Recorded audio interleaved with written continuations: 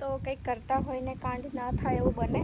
તમે કહો મને બને? તમારી જોડે એવું થાય કે કંઈક સારું કરવા જતા હોય ને કાંડ થઈ જાય? તમે હે ને વિશ્વાસ નહીં કરો સુરત દાદા તમારી પર, એ ધોકો જ આપે હર વખતે. થોડો કલાક 2 કલાકથી એક તો મને છે ને, મેં બહુ જ આળસુ પહેલી વાત તો, પણ જબરજસ્તી કામ તો કરી જ લઉં છું, એવું નહીં કે રહેવા દઉં છું બધું ગંદુ. તો એમાં બી આવું બધું કાંડ થઈ જાય, પછી તમે કહો મારે શું કરવાનું? તમે વિચારો, એમને કેરી નહીં ભાવતી? કેરી કોને નહીં ભાવતી હોય યાર? હે એવરીવન, કેમ છો? આ દેખો બહુ જ દિવસ પછી આટલી મસ્ત તડકો આવ્યો છે, આટલો મસ્ત ધૂપ આવી છે. તો મેં મારા બ્લેન્કેટ અહીંયા સુકવવા લેતી આવી છું અને મેં નાહ્યું છે થોડો ટાઈમ થયો. મેં નાહ્યું તો કપડાં વોશ કર્યા. મેં કીધું આજે થોડો તડકો છે ને, તો કંઈ અંદર કપડાં અહીંયા સૂકવ્યા છે મેં અહીંયા. તો હવે વિચારું કે અહીંયા સૂકવી દઉં. જો જેવું સૂકવું ને થોડી વારમાં વરસાદ પડી ગયો ને, તો મેં હે ને વિશ્વાસ નહીં કરું સુરત દાદા તમારી પર, કેમ કે હર વખતે એ ધોકો જ આપે હર વખતે. દેખો પાછું થોડું થોડું છવાઈ ગયું, પણ કંઈ નહીં, સૂકવી જ દઉં. જેવો વરસાદ પડે હવે દોડીને આવી જઈશ. બધું ફિસલનવાળું થઈ ગયું છે અહીંયા. આ દેખો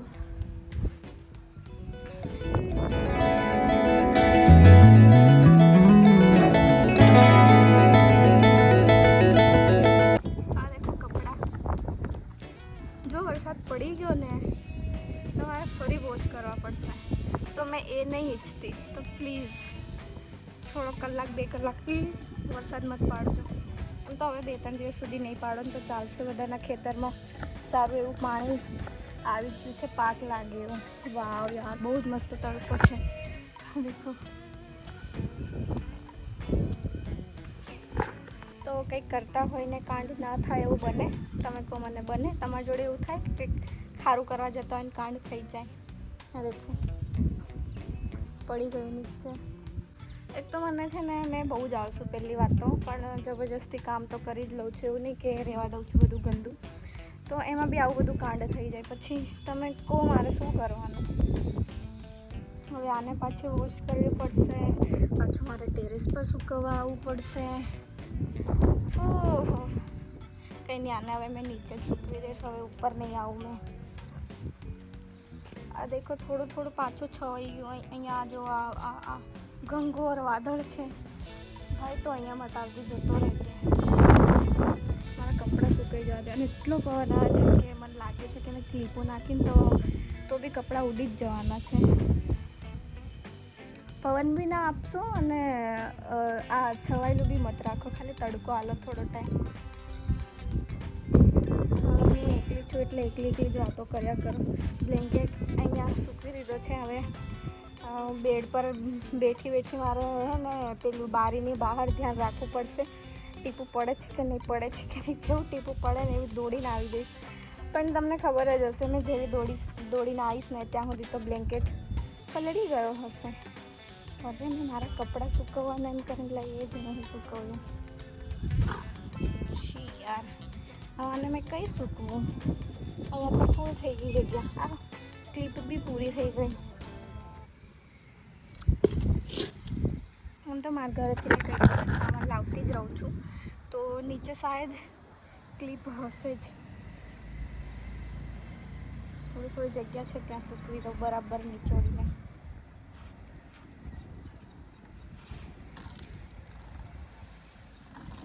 સ્ક્વીઝ कर लूँ, स्क्वीज છે તડકો તો છે. मैं पागल છું કે શું છું, आई रियली डोंट नो. કેમ કે અહીંયા દેખો નીચે પાણી છે, પેલી બાજુ બધું કિચડ ને એવું છે. અહીંયા ચોખ્ખી દોરી છે પાછળ બરાબર ઊંચી, એની નીચેના કિચડના પાણી કંઈ જ નહીં. તો હું એ નહીં દેખતી, પેલું કિચડવાળું છે ને એ દેખું છું.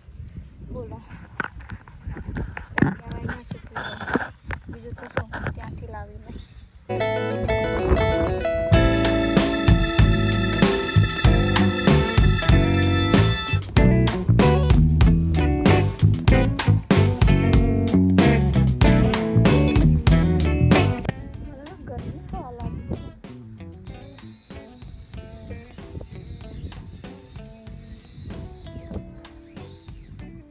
સૂકવી દીધો છે પણ ક્લિપ નહીં મારી. ચલો નીચેથી ક્લિપ લઈને આવીએ. થોડો મસ્ત તડકો આવે છે, થોડું અંધારું આવી ગયું છે, પણ કશું વાંધો નહીં. પેલા પાછળ જે ઘોર વાદળ દેખાય છે ને એની થોડી ડર લાગે છે, બાકી કશું નહીં. તો ક્લિપ મારે ખોલવી પડશે. શાયદ મને યાદ છે કે હું ગઈ વખતે જ લાવી હતી મમ્મીની ક્લિપ. હું બધું જ મારા મમ્મીનું લઈ આવું, ખબર તમને? બધું જ મારા ઘરેથી લઈ આવું. કશું નહીં, હવે જોઉં છું નીચે. ક્લિપો મળી ગઈ. ક્લિપો મળી ગઈ છે. 2-3 ક્લિપો મારી ગઈ એક કપડામાં. તો ગમે એટલું ઉડાડવાની કોશિશ કરશે ને હવા તો બી નહીં ઉડે. પછી એવું નહીં થઈ જાય કે બહુ બધો વરસાદ પડી ગયો અને મારાથી કપડાં જ નહીં લેવાયા. તો વાંધો નહીં, એડજસ્ટ કરી લઈએ. બધે 2 ક્લિપો માટે ઉડે જ ના.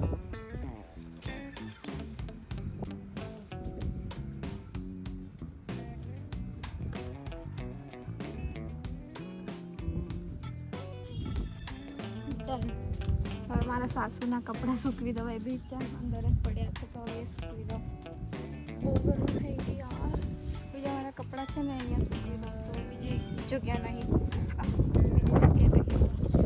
સુકાઈ ગયા છે કપડાં. એમની મમ્મીના કપડાં અને આ પેલા પાછળ મારા કપડાં અને અહીંયા બ્લેન્કેટ. આ દેખો પાછું અંધારું થઈ ગયું. ટેન્શન આવવા માંડી ગઈ. આટલી મહેનતથી ઉપર કપડાં સુકાવ્યા છે. હવે ગરમી થવા લાગે ને તો હવે મેં નીચે થોડું ફોન વગેરે દેખો. હવે તો અત્યારે મેં કેટલા વાગ્યા હશે? 5 વાગ્યા. તો અત્યારે મેં ડિનરની તૈયારી કરું છું. તો આ ગવાર એટલા મસ્ત છે ને, દેખો આને અવાજ સાંભળો. એટલા ફ્રેશ ગવાર છે ને, તો આને સમારવામાં પણ મજા આવી રહી છે મને. અને અત્યારે થોડા વાદળા આવે છે, પછી થોડો તડકો આવે ને, તો બધા માણસો અત્યારે મેં દેખું તો ટેરેસ પર જ છે કપડાં લેવા માટે. મેં અત્યારે ગઈ હતી ટેરેસ પર કપડાં લેવા, પણ હવે થોડા ભીના આવે. મેં એને શું કરું? ઉપર એ સૂકવીશ તો શું કહેવાય, પાછું વરસાદમાં પલળી જશે, ભેજવાળા થઈ જશે. તો હવે એને મારે શાયદ અહીંયા રૂમમાં લાવવા પડશે. એઝ યુઝ્યુઅલ સાગર નહીં, અહીંયા છે જ નહીં ઘરે. ખબર નહીં હવે ક્યારે આવશે. કાલે તો 12 વાગે આવ્યા હતા, અને કાલે આવ્યા ને 12 વાગે તો એ છે ને આઈસ્ક્રીમ લઈને આવ્યા. મતલબ એકવાર મેં એ રાત્રે આઈસ્ક્રીમ લઈને આવ્યા ને તો મેં તરત ખાઈ લીધી હતી. તો મતલબ મને એટલું કંઈ મેં આઈસ્ક્રીમ પગલું કે ચોકલેટ પગલું નહીં, પણ કેવું મેં ખાધું ને તો શાયદ એમને લાગ્યું કે મને ભાવે છે. તો આમ તો મેં ખાઈ લો, પણ એટલી બધી બી મને નહીં ભાવે. તો કાલે આખું પેલું એ ફેમિલી પેક લઈને આવ્યા. તો સવારમાં મને, રાતે તો મેં નહીં ખાધું, પણ સવારમાં મને યાદ આવ્યું તો મેં સવારમાં એ ખાધું. તો હું તમને બતાવું. ઓરિયો ફ્લેવર એવું કંઈક હતું, તો સારું હતું એમ તો ખબર નહીં હું ક્યારે એને ફિનિશ કરી રહીશ. બહુ બધું છે, કેમ કે મેં એકલી જ ખાવાળી. એમને તો સ્વીટ બિલકુલ બી નહીં ભાવતું, એ કંઈ બી ગળ્યું નહીં ખાય. તમે વિચારો, એમને કેરી નહીં ભાવતી. કેરી કોને નહીં ભાવતી હોય યાર? કાચી કેરી ખાય પણ પાકેલી કેરી નહીં, કેરીનો રસ નહીં. મેં ઘણીવાર એમને કહું કેરીનો રસ બનાવીશ, એમને નહીં ભાવતું. આ દેખો, કાલે આઈસ્ક્રીમ લઈને આવ્યા હતા. અત્યારે મેં થોડી કાઢી છે, આજે ખાઈશ. તો મેં ડિનર બનાવી લીધું છે. ગવારનું શાક અને રોટલા. દેખો ગવારનું શાક રોટલા 2. मेरे को बताओ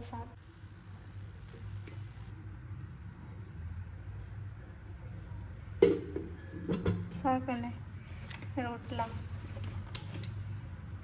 હા, તો મને ડિનર કરવાની બિલકુલ પણ ઈચ્છા નહીં, તો હું એમને કહીશ કે ફ્રૂટ જ્યુસ લેતા આવજો અને ફ્રૂટ ડિશ શાયદ મંગાવી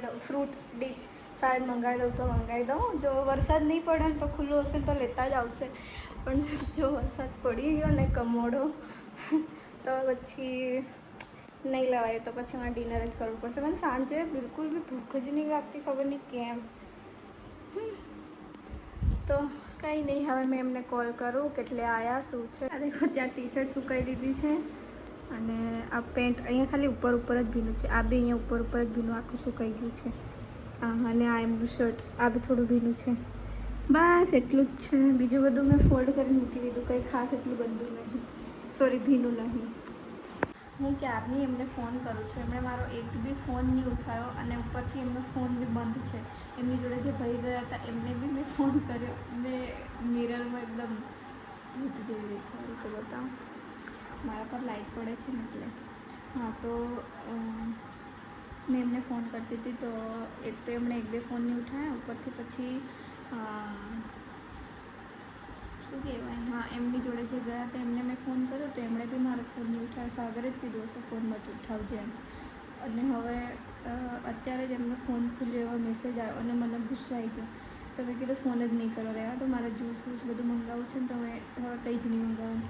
તો એમણે મને જેવો ફોન ખોલવાનો મેસેજ આવ્યો ને તરત મને ફોન કરીને કે હેલો હેલો. મેં કીધું હા બોલ. તો કે 10 મિનિટમાં આવી ગયો હું એમ કે. ખબર નહીં કેમ એવું કીધું. તો પહેલાં કેવું, મતલબ એ મારો ફોન જ નહીં ઉઠાવતા. ખબર, મેં 20-25 ફોન આરામથી કરી દેતી પણ એ મારો એક બી ફોન નહીં રિસીવ કરતા. અને અત્યારે ફોન જેવો ચાલુ કરે ને એવો મને ફોન કરીને કીધું કે હું 10 મિનિટમાં આવી ગયો હું એમ.